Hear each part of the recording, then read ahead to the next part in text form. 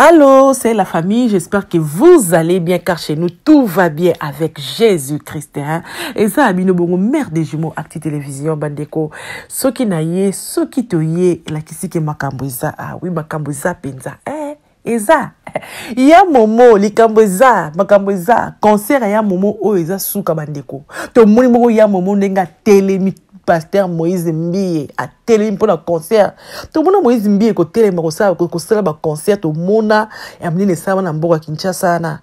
Mais tout mona jamais que publicité za modèle oyo Moïse Mbiye a télé mi. Moïse Mbiye a télé mi na ndenge moko. Non.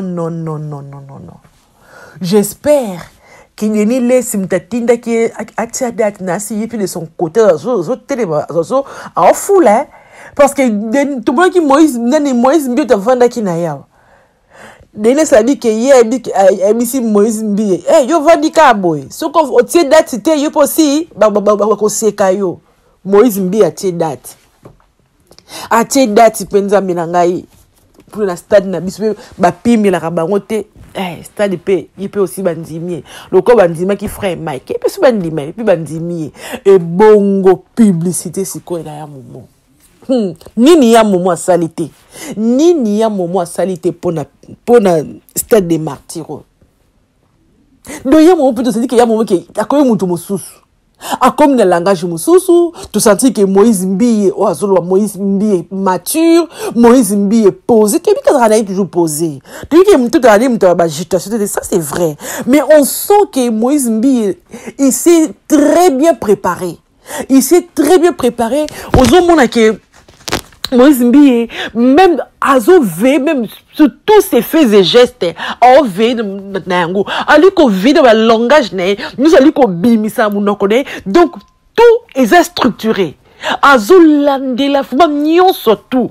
Donc ali que nous tout est la parfait sans faute na ba sortie médiatique na ali ko sala, ali que faute mo que ça na ba sortie médiatique na ali te a échoué, ali te ba télé melaye batuba longola image on est kala wana ya Moïse Mbiye oyo ba gege ya Moïse Mbiye auto monako ba scandale. Donc Moïse Mbiye ozo bimasiko comme si un autre homme. Un autre homme pour le moment. Donc Moïse Mbiye a télé pour que a longoli sabatu image batu bazwaka ye to bazwaka bango. Donc Moïse Mbiye ba sortie médiatique né on senti que azové. So délicat sortie médiatique ya Moïse Mbiye et pas sango.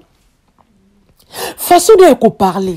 Même quand on lui pose des questions sur Mike Kalambaye, façon dont Moïse Mbiye répond. C'est vrai qu'il a répondu toujours, moi, vraiment, Moïse Mbiye a répondu toujours avec beaucoup de maturité, ça c'est vrai. Peut-être après le scandale de Kalambaye, à l'écaka et pas Jean-Marie Kassamba, à cette émission, façon de répondre à questions sur Mike Kalambaye, à répondre avec maturité. Et cette fois-ci, à Baki, si on se voit, parce que Moïse Mbiye est notre Moïse Mbiye. Un Moïse Mbiye mature. Un Moïse Mbiye, non, on sait qui bon Zambé. D'abord, on a un célibataire, mais qui bon Zambé. Qui célibat, le col Pierre, celui de l'apôtre Paul plutôt, et ça la caca, mais qui bon Zambé. Tu sens que à côté si ma rebelle à télémi à zuibongo ba contrat na ba société brassicole na biso ya Congo à télémi à tiba pub partout à liko pe na tiba pub na ye. Moi c'est ce que j'ai beaucoup aimé aussi na Moïse Mbiye. C'est vrai à non yemo personnellement à télémi pour nous stimuler, pour nous inviter, pour nous luka ke batouber na concert na ye. Et puis c'est que deuxièmement, c'est que j'ai aimé à côté si mi côté ça té. À côté si qui que ce soit te pour kana na likambo OK. Moïse Mbiye alinga tika na kibonzambe. C'est que moi j'ai apprécié et pas Moïse Mbiye yango wana. Alinga tout ezala kibonzambe. C'est vrai. Vous savez que oh mère des jumeaux, moi qui était bon tatou Séraphin kuna Moïse Mbiye a payé voiture. Oui, a payé voiture. C'est un challenge ça sur TikTok. Tatou Séraphin peut essayer challenge naï. Mais c'est mon ça challenge naï. Tu veux que a checker qu'à cheper là qui. Mais pour attirer aussi le monde. Moïse Mbiye a muto amona musika pe ayebi ke na simata tout Séraphin aussi il y a des personnes qui l'aiment hein. Tika na PCP voiture a PCP voiture na ne secondaire oseka na ne ke muto aseki singa asepelisi asepe pulpe ya ni na ngai ya activité na nga a PCP voiture mais même tout Séraphin tant ça ba humour na sur concert oh ya Moïse Mbiye tu sens que et qui na ndenge mo ya propre et qui na ndenge moko ya propre aboy bisangisa non aboy ko sangisa bandeko tout la ka lisusu bandeko nga to monaka kala te to bosa te ke to yaka kala bongo ndeko la biso nani Moïse Mbiye na ndeko la biso o nani frère na biso comme Michel Bakenda ba quoi que bimaka série Moïse Mbiye atindra ke kanga série mo bulumo ka ningana ka mai ningana ka sur sa vie privée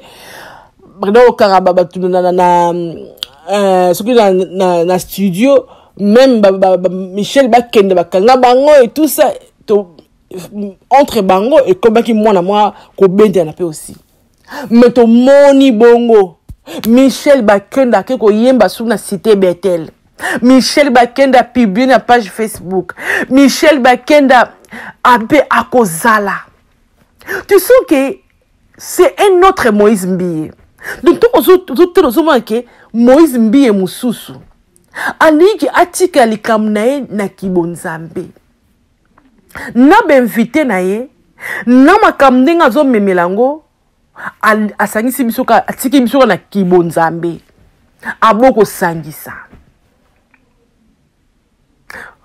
ce qui est bien et ce que j'apprécie tu es moté manaïté pour le tu que le pasteur attend le lot tu bien que besoin belé trop critiquer ba pasteur tu que aussi nous sommes là tu sais la nzambe tu critiquer ba pasteur tu mais tu connais il y a tant de problèmes nous le savons qu'il y a tant de problèmes tu lui comment aussi ba ça la nzambe musu souper aussi comment bateau to quand on voit que on va finir dans les réseaux sociaux bango butu moi ba aussi on va pub butu moi balobela ba pasteur non ba comme ba porte parler ba pasteur butu moye mutu boka finga ba tonti me dit pourquoi mais azana pour ko lobela pasteur ko bundela pasteur ko tozo ko mona ngo at into cité ba non Moïse Mbiye aussi tu as mis que dans ba TikTok ba ni ba hôtel ba ni na ya pub apesi non peu mongo même ba tu ba finga quand on ba ni mais au moins que azana porte parole moko ta finga ba tout et bon Moïse Mbiye apesi mission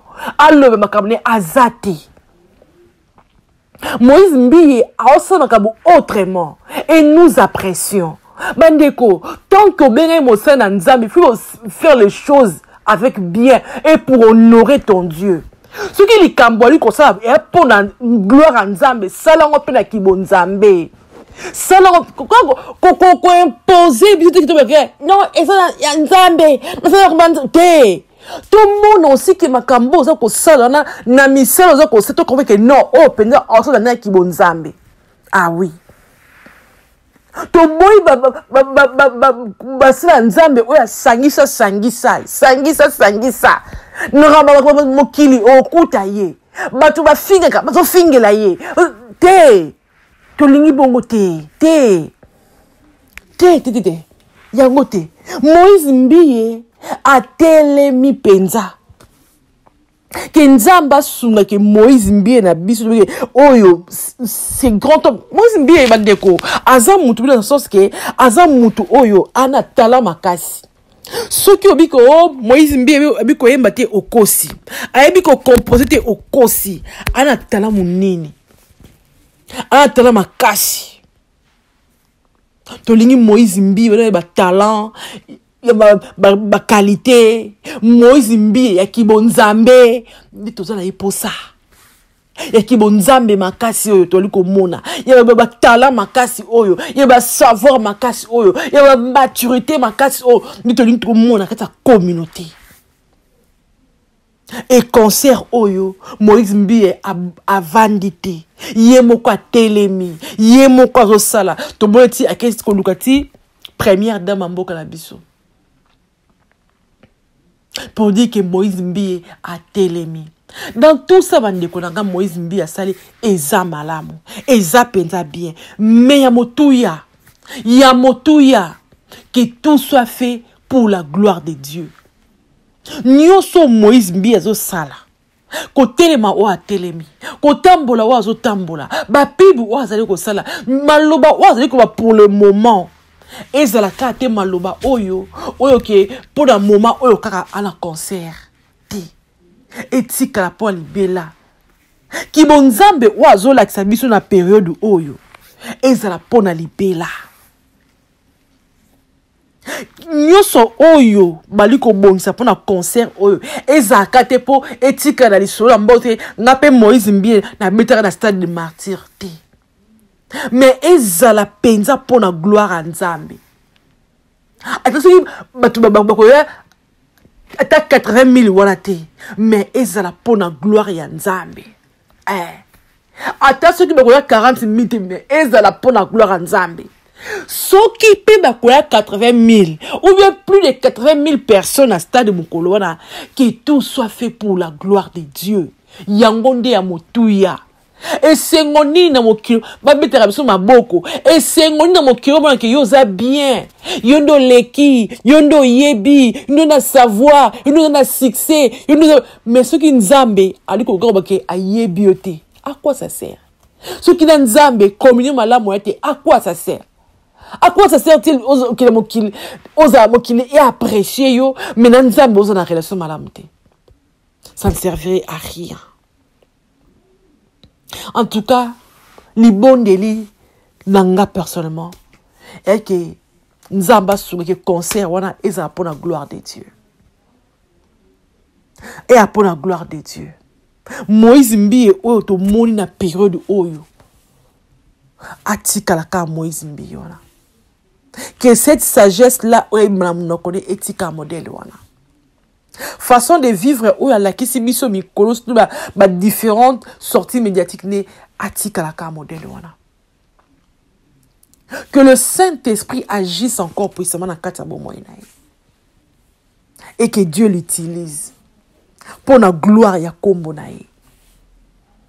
Pour la gloire à kombo nae, nous allons utiliser. Tout tika ba mélange bandeko ba sel nzambe tout tika ba mélange ba ebisu te ni chaud ni froid to moni fallait betisi Jenny bobo senge kuna na concert Maika ba pas betisi Jenny bo senge na concert donc to linga ko mélanger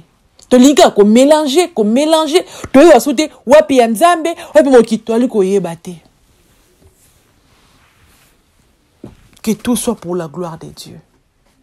Bandeko bozan à Kinshasa. Ceux qui ont tout dit ça, et que le Saint-Esprit est paix sur ma coquille et orienté yo au quai des concerts. Vas-y. Quai des concerts pour la gloire à Nzambe. Parce que Bible Zakoloba, nous surtout tout ça la bongo sans conviction Saint-Esprit et comme Alisum. Que le Saint-Esprit a sungayo.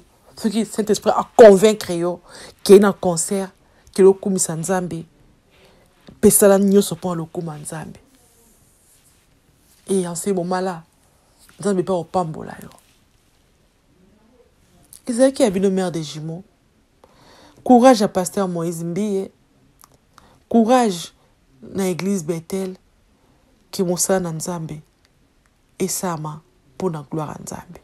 Bye bye.